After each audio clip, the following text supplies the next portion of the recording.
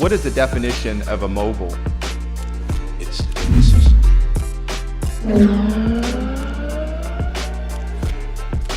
Man, I'm really excited for this episode. We're out here in Mid-City. Casey and I, we go back, man, probably to the early days of Beige. It was like 2019. Mutual friend gave him my number. I was actually doing I had an exotic car rental business at the time, and he was like, yo, I got this music video and I need a Porsche. And I was like, all right, bet, I got you. Yeah, this is a classic spot right here in Okie Dog. I had to come get one of them Hawaiian tacos. Hey, it's like a classic little LA restaurant. Right yeah, little spot. Yeah. Okay, so how'd you get into making music, bro? Like, when did this all start, man? I would say like 13, 14 years old. Like when I first got super into hip hop, start listening to the radio, start listening to Kanye West, got hit with Nas. Like I got put on the Illmatic when I was like 14, so like 9th grade. But like 8th grade going in that summer was like when I went through that transition. I'm like, damn, like music, it just took a hold of me, like wanted like the love for just like music and being creative. And I just kind of get my feet wet. I started writing raps and stuff. 9th grade, I was writing a lot of raps. And that's when I started recording my first mixtape, Customized Gravy Warrant. But that summer, just like getting put on the Kanye, like I think that's around the time Kanye came out. Lupe was coming out my 9th grade year. Like all this new music, this fresh hip hop music that was coming up, and I was just like, I just got inspired, and that's how my first mixtape came about. Like just having fun. Yeah. It was in 2008, 2009. Just having fun, writing raps. After school, my mom would take me to the studio sometimes. Like I'll go to the studio, I'll record with my homies like whenever I could. Yeah. And my 9th grade year, I recorded my first mixtape and I dropped it that same year. Wow. Yeah, wow. Crazy. The rest is history. I mean, what happened right after that? Like, how the first mixtape, how was that received? It was cool. It was like small scale, but like in the city, like more local. Like Yeah. You know, I had started working with Tyler, the Creator. Yeah. I had met him right before I started working on it. How'd you and Tyler? We kind of met on MySpace. Like MySpace is like the original hub for artists. Like we used to have our little MySpace page. You had like 5 songs when you're a player. But from there, you networking, you can meet a lot of artists. I was telling somebody that's like low-key one of the first times I heard Dom Kennedy's music was on MySpace. Like the artist page. Yeah. Like, Yeah. so we used to be on there, you post bulletins and promote your music. Yeah. But that's where I found Tyler's page. And I was like, who is this dude? This shit look crazy. Like, like his art and, the beats was sounding crazy. Yeah. From there, we just linked up. I think he was living in Sacramento at the time. Okay. We linked up. Yeah. And then I had him a part of the first project. I had a few of my homies on there, and I just started the wave of one. And Yeah. like I remember having this song called I'm Right Here. And it was like catching on in the LA scene. Yeah. It was in like, worldwide, like, not US hit, but it was catching on in LA. And it was like, I was only like 14, I was like 15 at the time. Wow. Yeah, like 15, 16, and it was like, people were starting to take notice, like, just rock with me. I was more low-key with it, like, with the music. Like, I didn't really break out until like 12th grade year. Yeah. But like 11th, 12th grade year, I started getting more noticed. Yeah. Kicked off you later for the keep in the car and continue. Welcome back to the Beige Moguls podcast. Today we have a very special friend of mine, Casey Veggies. He's a globally renowned rapper, hip-hop artist with over a dozen projects, multi-platinum artist with several collaborations with some of the most well-known artists of all time, from Janae Aiko, Wiz Khalifa, Tyler, the Creator, many more. Mac Miller, R.I.P., Nipsey Hussle. We're going to get into all of that.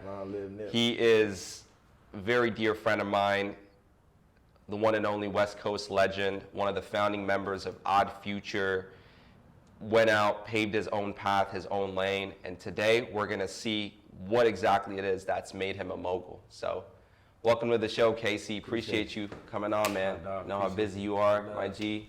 Love, family.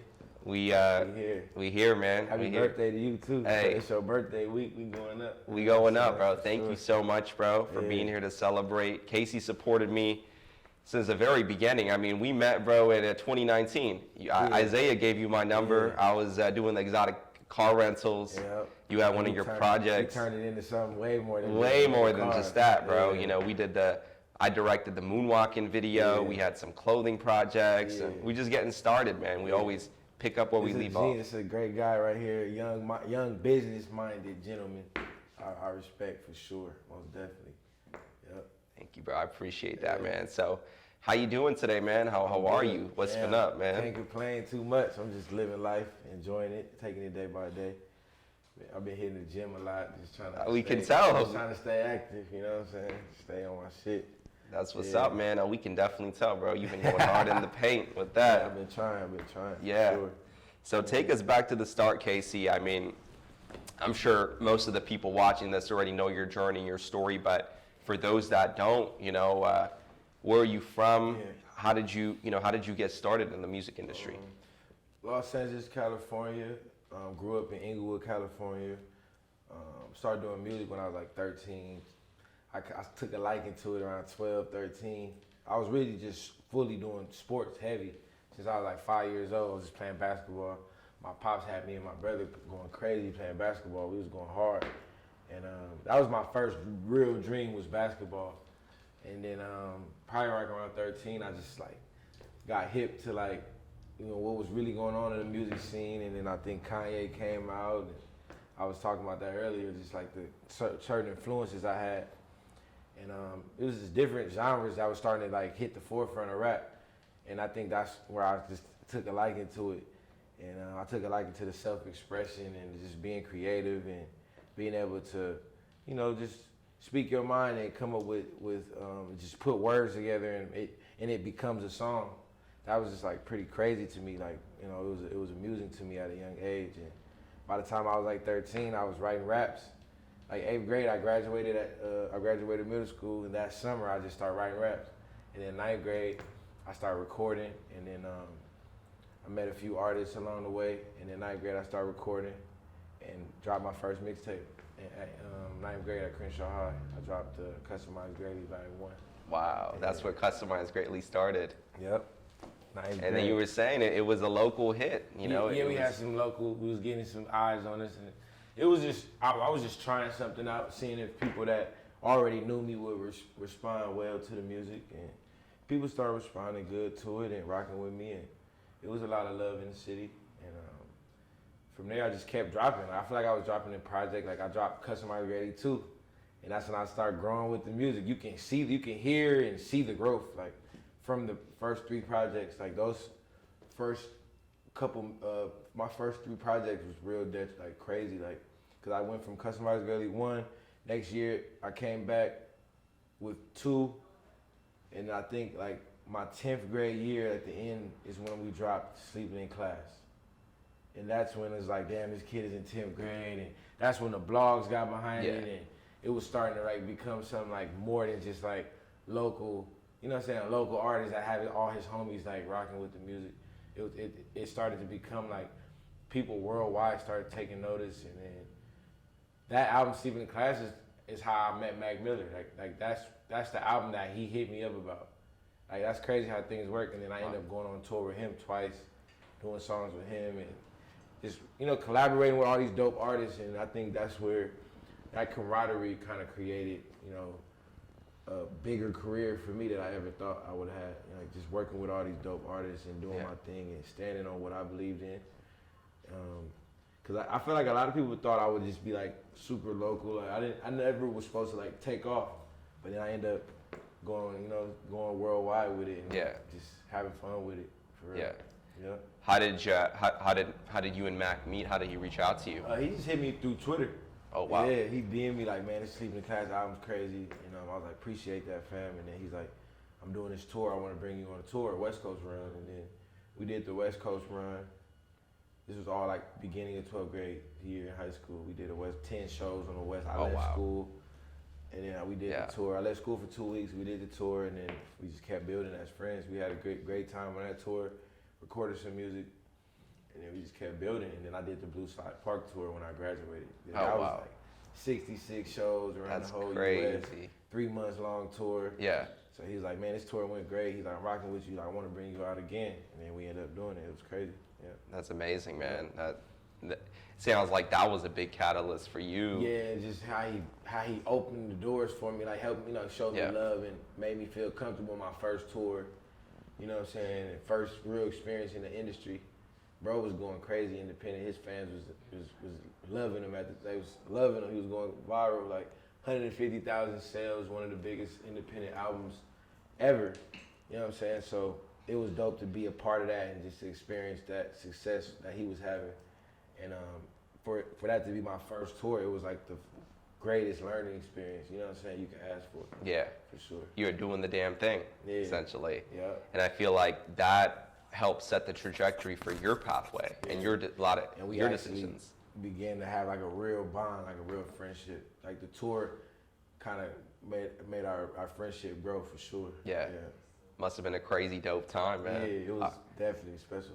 Yeah, that's amazing. And so, what happened after the tour? I know you had your, you I had ended up, a lot of deals on the like I table. said, I had met Jay-Z my same scene. My 12th grade year in high school was pretty crazy. Like, 12th grade, yeah, in the room things with started Hov. happening fast. Like MTV was at my graduation.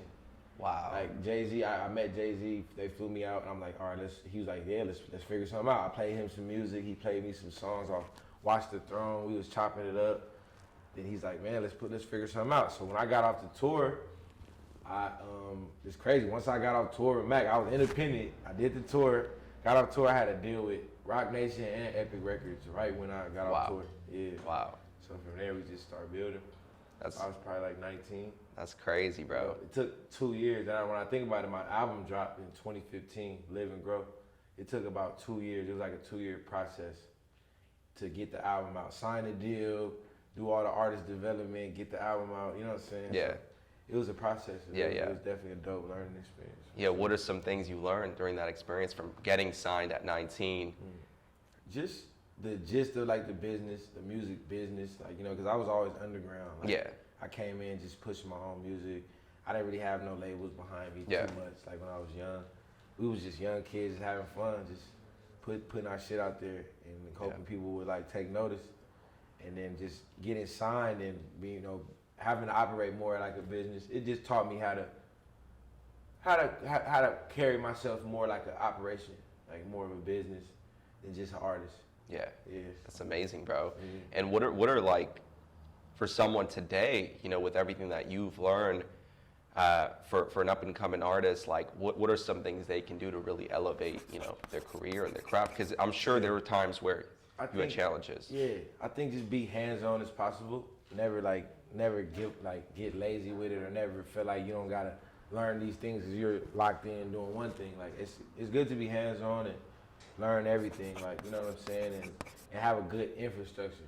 I think that word is important. Like your infrastructure is gonna be there when everybody else leave, and when when the lights turn off, and you still gonna have your infrastructure. So I think building that infrastructure and having them relationships locked in with your team is like important. Yeah. For sure, bro.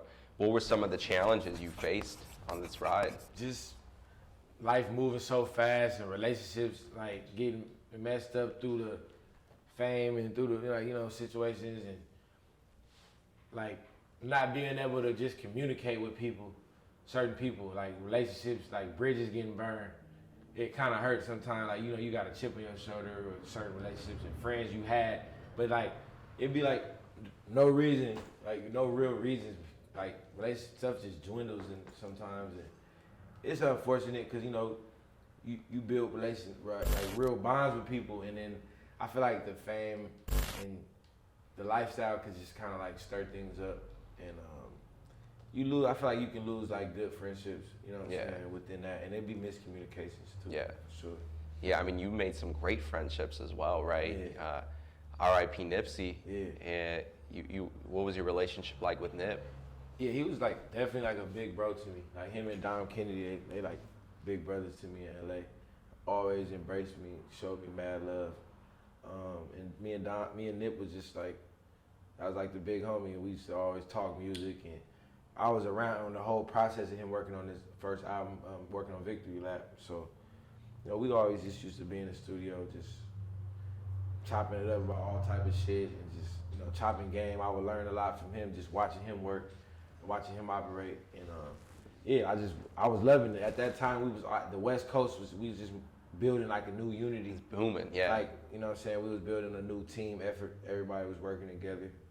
And it was just good to be a part of it, and be around it and be able to just rock with my brothers, and be able to support him, he support me, I support everybody support each other. Just pay it forward, right? Yeah. That's a big thing that I talk about with a lot of my entrepreneur homies. It's like, I could do something for you and I'm not expecting anything in return, but as long as you pay it forward to the next person, that's all that matters. Yeah, with Nip, he always knew how to put that value on himself. That's one of the most important things I learned from Nip. Like just valuing yourself.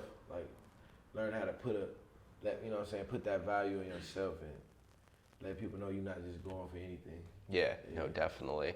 So since the tour, since getting signed, since dropping multiple platinum records, you made the decision to remain independent. Why don't you tell us a little bit more about that and the reasoning behind that? I mean, there's a lot going on in the music business right now. You just want to be in the right situation. If you jump in any label situation, it got to just be right. Everybody on the same page. So I just been moving more. I've been moving more independent lately. I get a lot of mixed reviews on signing deals and things of that nature. It's really dope to stay down and do things independently. A lot of artists obviously prefer to get signed and be with a major label. I've experienced both. So. You've seen both sides? Yeah, I've seen both sides. It's dope. Yeah. I mean, it's good to have budgets behind you and marketing budgets. That's probably the only thing that matters with labels. Like having more marketing money and advertising money. But other than that, it's always a bigger win when you manifest it and plan it out yourself and have that team. You can still have the same team that you would have with a label, but you just gotta. It's a bigger win when you do it. Do it on your own for sure. Yeah. And it looks like you've been able to do it successfully and pave the way. I've had my ups and downs with it, and a lot of good times, had some bad times, that's like a couple bad years, but not fully everything just downhill, but you get caught up in a lot of stuff and real life can hit you in the midst of trying to drop music, trying to do music, and you know what I'm saying? So I just had to learn how to maneuver. Yeah. But I feel like I'm in a good space right now. Yeah, absolutely, man. Absolutely. So what's next for you, bro? You got any projects coming up? Yeah, I got a couple new albums I've been working on with my new project that I'm dropping with my boy Da Vinci. Da Vinci produced the whole thing. I'm excited about this release. I think we got a lot of great music on this project. So I'm doing that. I'm working on my clothing line, PNC INTL, which is my lifestyle brand. And I got another company that I've been working on silently, which is more like a music company that I've been working on that I'm definitely gonna launch soon. Oh, wow. And that, just fashion, and then also a little bit of acting too. Acting? It's a short film I'm supposed to be doing soon. Okay. And I want to really take it more serious. I've done a couple things in the past, but now I'm I want to take it a little more serious. For sure. Yeah. I think it's a part of my one of the things I have a passion for it, for film and TV shows, but I think I got a natural knack for that. You know what I'm saying? So your personality, bro. I want to give it a try. So I'm full try. 100%. I love that you're taking that so seriously because you represent so much of the culture. You represent. I would love to be a part of something that was a cultural type of film. And I think this short film that I'm doing is similar to real life. It's not just some made up shit. And I do want to be a part of stuff like that and be a part of powerful shows or a powerful film. You know what I mean? Something that's gonna push the culture, for sure. Yeah, definitely. Yeah. Weren't you in? So what other films were you in the past? Well, mainly I was in Dope. Okay. Dope movie. Yeah, I remember that. But I got experiences with drama, since drama class since middle school. I was in a drama program. Okay. Acting in plays since I was young. So that and just having a couple songs and a couple movies. But that was my first real time just being on the big screen though. Yeah. For sure. Yeah. Just as an extra, but I performed my song in there. They mentioned my name in the film, my name was in the script, so that was pretty dope. That's dope, man. Yeah. What inspires Casey Veggies? I feel like inspiration inspires me. But nah, just real life, just the daily ups and downs of life inspires me. The daily emotions that you go through as you live, that makes me want to speak and say things and, you know, give people the real. You know what I'm saying? A lot of times people cover shit up and they don't want to tell you what they really think. And I feel like in my music, that's some of my best moments when I'm able to like speak on shit that people are scared to say, or like speak on those feelings and emotions that's like vulnerable, being vulnerable. So I think just being real and authentic and being able to inspire others and be creative, that's what keep me going for sure. What's your definition of a mogul?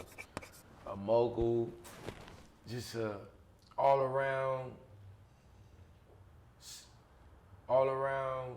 not self-made, but just like an all-around business-minded type person with a lot of hustle and just a lot of determination. Yeah. What's made you a mogul?